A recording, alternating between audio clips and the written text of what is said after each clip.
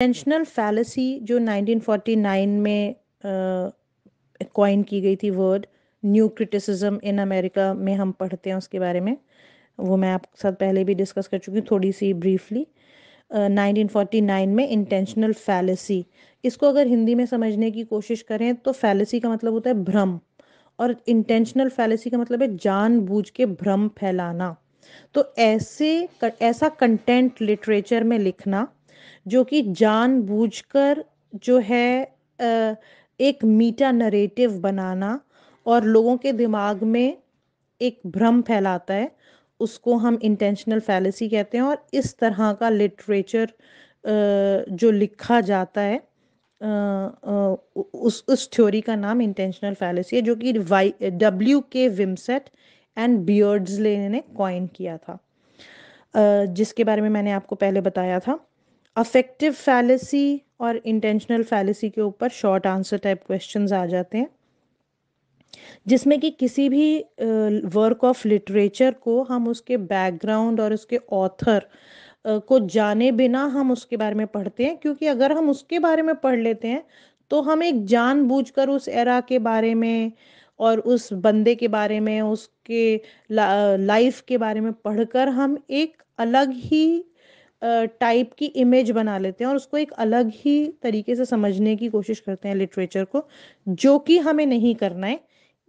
ये इसमें बोला गया था, इसमें बोला गया है कि फोकस हमारा जो है लैंग्वेज एंड स्ट्रक्चर पे होना चाहिए, प्रोज के स्टाइल पे होना चाहिए, डिक्शन पे होना चाहिए, और ना कि हम ये समझें कि किस एरा में लिखा गया था और किस बंदे ने लिखा है, उसकी पर्सनल हिस्ट्री क्या थी। इसको ना पढ़ें, हम उसकी इंटेंशंस या उसकी माइंडसेट को ना पढ़ के उसको अपने ही तरीके से इंटरप्रेट करें।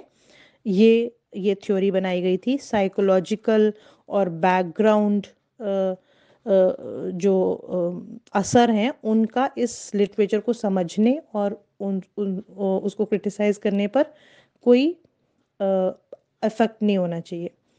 ये हमेशा जो लिटरेरी थ्योरी जो बना रहे हैं उनको ध्यान में रखना है कि हमें किसी भी लिटरेचर को जज जब करना है तो उस काम को क्रिटिसाइज करते समय हमको रॉन्ग इंफॉर्मेशन के बेसिस पे उसको जज नहीं करना, हमें सिर्फ कंसंट्रेट करना है उसके टेक्स्ट पे और उसके ऑथर की स्किल पे, ना कि उसके ऑथर के हिस्टोरिकल या रिलीजियस बैकग्राउंड पे हमें फोकस करना है। तभी जो वो लिटरेचर है वो it will stand the test of time, otherwise वो लिटरेचर जो है एक पर्टिकुलर एरा का ही बन के रह जाएगा। जैसे अगर हम चौसर की बात करें तो वो जो उसने लिखा था अपने उस ज़माने में, जबकि इंग्लिश स्टार्टिंग में डेवलप ही हो रही थी, वो आज भी रेफरेंस उसका सही है, क्योंकि उसका एक फ्यूचरिस्टिक व्यू पॉइंट था और उसे हम अपनी इंटरप्रिटेशन के हिसाब से पढ़ सकते हैं। ज़रूरी नहीं है कि हमें चौसर का व्यू पॉइंट और उसकी एज को ही नज़र में रखना पड़े। तो जो फॉर्मल क्वालिटीज़ होती हैं किसी भी टेक्स्ट की वो हमें एनालाइज करनी है, और बैकग्राउंड और ऑथर के सर्कमस्टांसेस को हमें क्राइटेरिया जजमेंट का नहीं बनाना। ये है फॉर्मल क्रिटिसिज्म, जो कि स्टूडेंट्स को अगर क्वेश्चन आता है तो उसमें उनको इन पॉइंट्स को नज़र में रखते हुए इस तरह से आंसर फ्रेम करना है। अफेक्टिव फैलेसी के ऊपर अगर लिखने के लिए आता है तो हमें मोटा मोटा तो आपको आपके साथ मैं डिस्कस कर ही चुकी हूँ कि इमोशनली हमें जज नहीं करना है। बिफोर हैंड हमको पढ़ के कि इमोशनल सर्कमस्टांसेस क्या थे लिखने के पीछे, वो हमें नहीं देखना, और हमें उसको मैटर ऑफ फैक्ट तरीके से किसी भी लिटरेचर को हमें जज करना है। आयरनी बाय क्लियंथ ब्रुक्स जो ऐसे उन्होंने लिखा था, उसमें उन्होंने एक पॉइंट लिखा था कि poem is not just a collection of beautiful और poetic images without the use of metaphor.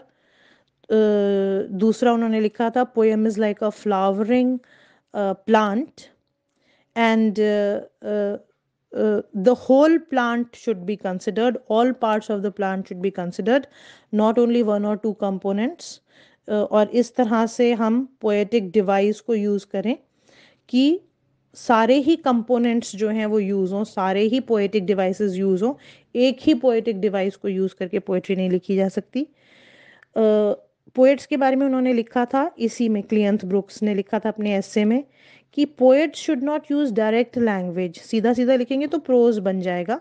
They should use indirect references जो कि ब्यूटीफुल लगें और लैंग्वेज को ऑर्नामेंटलाइज कर दें। इस तरह के आइडियाज़ पोएम में होने चाहिए जो कि रीडर्स के इमेजिनेशन के ऊपर छोड़ दें, उनका अपना इंटरप्रिटेशन, सीधे सीधे बात नहीं कहें। लेकिन इस तरह के इनडायरेक्ट रेफरेंसेस जब हम ड्रॉ करते हैं तो वो मिस इंटरप्रिटेशन को भी लीड कर सकते हैं। कोई कुछ समझ सकता है, कोई कुछ अपने एक्सपीरियंस के हिसाब से, और पोएम को मिस इंटरप्रेट भी कर सकता है। तो प्लांट का एग्जाम्पल जैसे उन्होंने दिया था कि कंसेप्ट जो है पोएट्री का वो ऑर्गेनिक होल की तरह होना चाहिए, सिर्फ एक सिंगल पार्ट को लेके हम नहीं लिख सकते। तो उसके लिए उन्होंने एक्सप्लेन किया था कि words, phrases, symbols, rhymes, rhythm, metaphors, ये सारे के सारे यूज़ करके हमें एक यूनिफाइड स्ट्रक्चर देना चाहिए पोएट्री को। और एक उन्होंने और एग्जाम्पल दिया था इसमें, टेल ऑफ काइट एग्जाम्पल। जैसे काइट की जो टेल होती है, लोगों को लगता है वो ऐसे ही लगी हुई है, मतलब उसका कोई काम नहीं है, ब्यूटिफिकेशन के लिए लगी हुई है, लेकिन एक्चुअली वो काइट को कहीं ना कहीं डायरेक्शन एंड सपोर्ट देती है। तो इसी तरह जो एलिमेंट्स हैं, जो पोएटिक डिवाइसेस हैं, वो कहीं ना कहीं पोएट्री को सिर्फ ब्यूटी नहीं देते, उसकी डायरेक्शन या उसको मीनिंग देते हैं, ये उन्होंने कहा था।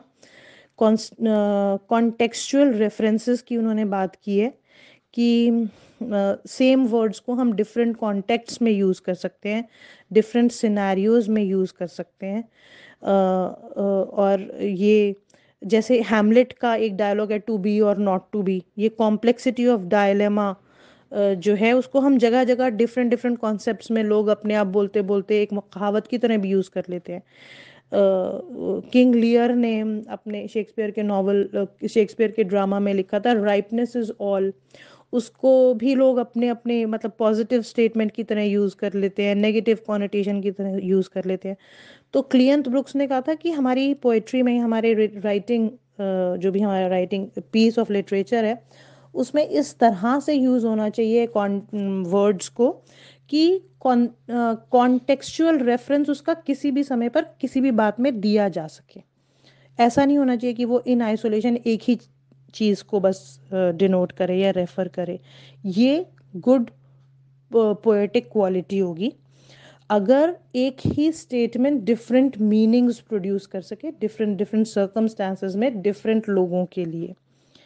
फिर आयरनी की उन्होंने बात की है, जिसमें कि एक कॉन्ट्रास्ट और एक ऑपोजिट सिचुएशन सामने पेश की जाती है। जैसे कि शायद मैंने आपको पहले एग्जांपल दिया है, आपने ट्वेल्थ में किसी बुक में आपने टाइगर किंग का चैप्टर पढ़ा होगा, जिसमें शुरुआत में बताते हैं कि वो टाइगर किंग इतना महान था, he drank milk of only English cow and he was brought up by an English Naini only and this and that. और वो इतना महान था कि 10 डे चाइल्ड ने टाइगर्स को चैलेंज कर दिया था, और बेयर हैंडेड कॉम्बैट में वो टाइगर्स को हरा देता था।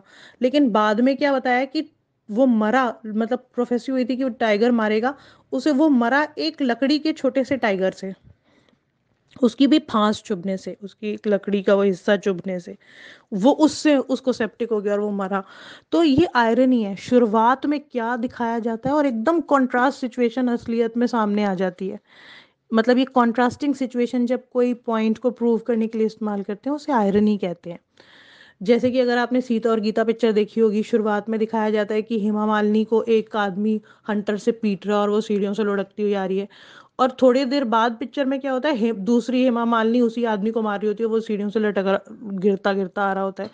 ये कॉन्ट्रास्ट इन सिचुएशन जो पेश करते हैं टू अचीव पोएटिक जस्टिस, उसको हम कहते हैं आयरनी। तो ये obvious wrapping of the statement by the context, उन्होंने अपनी बुक में इसको बहुत ज़्यादा मतलब एक्सप्लेन किया है कि ट्रैजिक आयरनी होती है, वर्बल आयरनी होती है, सेल्फ मॉकिंग आयरनी होती है, जेंटल आयरनी होती है। इस तरह से पूरा एक्सप्लेन किया है कौन सी तरह की आयरनी है और आयरनी हमें क्यों यूज़ करनी चाहिए लिटरेचर या पोएट्री जब हम लिखते हैं तब। ये पूरा क्लियंथ ब्रुक्स ने जो आयरनी के बारे में लिखा है उसके बारे में। इन्होंने अपने इस एस्से में माय लास्ट डचेस को कोट किया है।